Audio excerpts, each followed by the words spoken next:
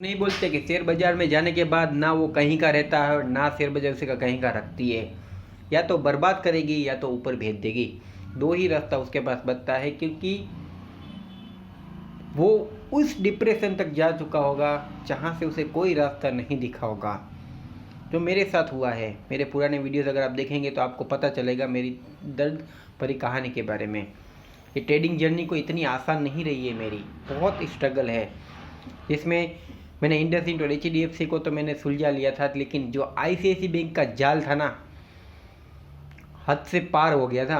पहले तो जो 1 लाख रुपए था तो मैंने कहीं से उधार उछीरा करके थोड़ा थोड़ा पे करके उनको जब उन्होंने लगवाया था, तो आप सोचोगे नहीं, मैंने क्रेडिट भी, पेटीएम पोस्ट पेड, अमेजोन पे लेटर, ICICI का पे लेटर मिला के प्लस एक घंटे के बाद जहाँ मैं काम करता था वहाँ से 10,000 लेके ये पूरा का पूरा उनका जो अमाउंट था उसमें आधा जो अमाउंट था 30-40 हज़ार वो एक साथ मैंने पे किया। प्लस जो मुझे 30-40 हज़ार की लिमिट मिली थी उसमें से मैंने उसको काट पीट करके, यानी कि वापस यहाँ पे पेटीएम के थ्रू लेता था, वापस पे करता था, वापस पे करता था, फिर वापस लेता था। ऐसे कर करके उनका जो 88,000 का जो अमाउंट था, जो 1 लाख हो गया था, वो मैंने पे किया।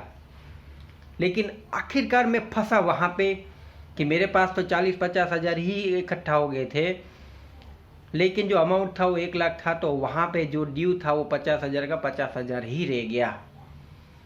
बोलते हैं ना, तुम कहीं से भी निकलने की कोशिश करो, लेकिन जब समय खराब हो तो समय तुम्हें उलझा के ही रख देता है। वैसे ही मेरे साथ हुआ था।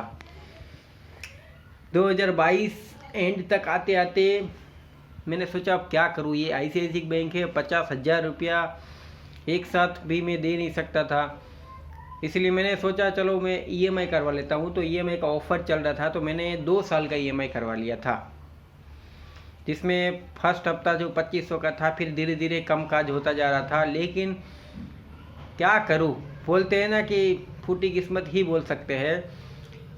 मेरा दिमाग एक दिन घूम गया। उन लोगों ने ऑलमोस्ट, जब मैं टाइम टू टाइम पे कर रहा था, फिर भी मेरे ऊपर 500-600 रुपये का चार्ज लगा दिया। बोल रहे हैं कि लेट पेमेंट फीस, जबकि मैं टाइम पे कर रहा था। तो फिर मैंने दिमाग घुमा, तो मैंने 3-4 महीने पे ही नहीं किया। तो ऑलमोस्ट जो EMI था वो बढ़ता फिर ऑलमोस्ट 10,000, 20,000 हो गया, 30,000 हो गया। फिर 6 महीने तक मैंने EMI पे नहीं किया। तो जो नहीं होना चाहिए था वही हुआ। आखिरकार वहाँ का रिकवरी एजेंट मुझे ढूंढते ढूंढते मेरे घर पे आया और बोला सर ये पे नहीं किया। तो मैंने बोला भाई मेरे पास कोई काम धंधा भी नहीं चल रहा है, मैं एक ग्रेट डिप्रेशन में हूँ, इसलिए अभी नहीं पे कर पाऊँगा। तो वो थोड़ी सी बात समझा, मेरी हालत देख के, मेरे बाल दाढ़ी बड़े देख के शायद सोचा होगा सही बात है, क्योंकि कोरोना की सेकंड लेयर के कारण भी डैमेज तो धंधा सबका ही हुआ होगा। इसीलिए इस समझ के ये जाने दिया। बीतते बीतते 1 साल हो गया, 2023 तक आ गया था, जो कि अभी की ही बात है, 3-4 महीने पहले की ही।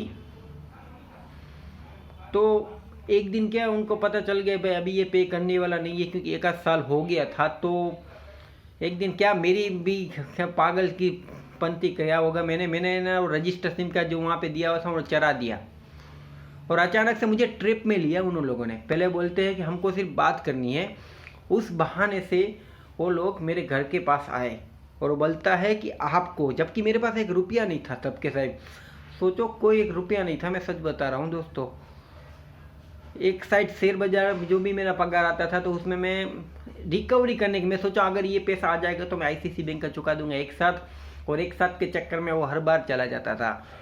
थोड़ा बहुत बचता था जो कि घर चल रहे, उतना ही। बाकी तो मैं कुछ भी लास्ट 3-4 साल से ना अच्छे कपड़े पहने लिए, ना कुछ भी, ऐसा ही का वैसा ही ज़िंदगी काट रहा हूँ, 10-20 का समोसा खा के। तो बात ये है कि वहाँ पे मैंने फ़ोन चालू किया तो उन लोग बोल रहे कि मुझे मिलना है। तो मैं बोला ठीक है, खाली मिलना है कि मेरे पास पैसा नहीं। तो बोलते ठीक है आप मिल तो लीजिए। और ऐसे करके 2 नमूने मेरे घर के पास आए और मुझे बोला कि ये पेमेंट आपको पे करने का ही है। और जो पेमेंट बढ़ चढ़ के बन गया था वो 66,000 के आसपास था। EMI BMI जो भी था वो सब के सब उन लोगों ने पूरी तरीके से मिला के 66,000 का अमाउंट बना दिया। सोच सकते हैं 66,000 मेरे पास कहाँ। मैं बोला मेरे पास कुछ नहीं है। तो आप सोचोगे नहीं, इतना इमोशनली अटैच किया, मेरे घर के पास आके मेरे घर का फोटो वोटो भरा, मेरी मम्मी के सामने सबके सामने बेइज्जत किया कि इन लोगों ने, इसने पैसा लिया है वो बैंक का और अभी ये दे नहीं रहा है। मैं अंदर से टूटा हुआ था, लेकिन गुस्सा भी बहुत आ रहा था कि भाई मैंने लिया है तो क्यों आप इसे बखेरा कर रहे हैं सबके सामने। लेकिन वो लोग कहाँ मानने वाले में से थे। उनकी मैडम से बात करवाई और मुझे बोला कि ऑफिस पे इसको ले चलो। तो मुझे वो लोग ऑफिस में, उनकी जो रिकवरी एजेंट की ऑफिस होती है ना, वहाँ पे लेके गए। शाम को 4 बजे का टाइम था। मुझे बोला आप है ना सेटलमेंट करा लो 27,000 में, मैं आपको ऑफर देता हूँ। वहाँ का जो रिकवरी एजेंट जो होता है ना, मेन जो सब कुछ बैंक की तरफ से लेता रहता है, तो उन लोगों ने बोला कि हम आपका सेटलमेंट करवा देंगे। वहाँ पे मुझे पहले तो बिठाया, मुझे बोला, मुझे लगा कि क्या ही करेंगे वो लोग यहाँ पे 10 जितने सब के सब रिकवरी एजेंट थे, और मुझे सोफा सेट पे वहाँ पे बिठाया था और चाय पानी पिलाया। फिर बोला कि आप क्या करना चाहते हो, आप पे करना चाहते हो, नहीं करना चाहते। मैंने बोला भाई मेरे पास कुछ नहीं है। तो वो लोग बोले ठीक है, आप है ना 27,000 पे करके सेटलमेंट करवा लीजिए। मैं बोला मेरे पास 1 रुपया नहीं है अभी, मैं 2-3 महीने का टाइम दो तो वहाँ से कहीं ना कहीं अरेंजमेंट कर लूँगा। तो बोलते हैं नहीं, आपको अभी के अभी पे करना पड़ेगा, अदरवाइज आपको एक जो भी छोटा अमाउंट है वो पे करना पड़ेगा, जो 3,000 के आसपास थे। और अब मानेंगे नहीं, मेरे पास कुछ नहीं, मैं क्या करूँ। अब मैं, मेरे भाई जो था साथ में, तो उसको मैंने बोला तो वो बोलता है मैं दे दूँगा। मैं बोला नहीं, क्यों दूंगा, वो जो 3,000 में पे करता अगर, तो वहाँ पे होता ही है कि वो 3,000 तो मेरा ऐसे ही चला जाता। अब एक साथ 67,000 था, वो तो वही करेगा, बाकी जो 3,000 भरूंगा वो इंटरेस्ट में चला जाएगा। इसलिए मेरा जो अमाउंट है वो खड़ा का खड़ा ही रह जाएगा, और वापस से 3,000 का हफ्ता मेरे को यहाँ पे चिपक जाएगा। अगर मेरा भाई देता तो मेरे भाई को देना पड़ता, मेरे पास साला कुछ था नहीं।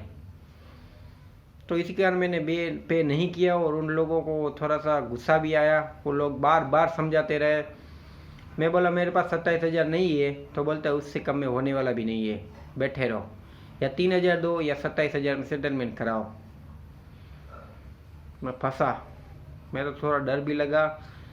उन लोगों ने 4 बजे से लेके शाम को 7 बजे तक, यानी कि 3 घंटे तक वहाँ पे बिठाया। फिर उसका बड़ा कोई साहब आया, पुलिस जैसा था, तो वो भी कुछ रिकवरी एजेंट का ही था, कर रहा था, दरबार जैसा था। तो अब डर तो लग रहा था, क्योंकि वो लोग सब एक थे और मैं सब थे और मैं अकेला था।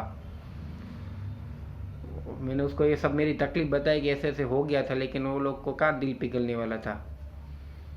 फिर आखिरकार वो घर ही आ ही गई कि वो लोग भी थोड़े से, अब पता चल गया कि इसके पास कुछ नहीं है, सच में ये सच ही बोल रहा है। और आखिरकार ऑफिस बंद करने का टाइम आया ना, तो मुझे बोला कि भाई आप घर पे जाओ और जितना हो सके ना जल्दी इतना पे कर दीजिएगा, 27,000 तक अमाउंट रखिएगा। तो मैंने बोला ठीक है, और ऐसे करके मैं उस दिन शाम को 7 बजे अपने घर पे आया। उस दिन मैंने सोचा कि क्रेडिट कार्ड नहीं लेना चाहिए कभी भी, अगर लेना है तो अच्छी तरीके से यूज़ करना चाहिए, ट्रेडिंग में इस तरीके से यूज़ नहीं करना चाहिए। और आगे क्या हुआ, फिर क्या हुआ, क्या उसके 15-20 दिन का मुझे टाइम दिया था, तो उसमें क्या मुझे बोला कि क्या मैंने पैसा पे किया या नहीं किया, ये मैं आपको नेक्स्ट वीडियो में बताऊंगा दोस्तों।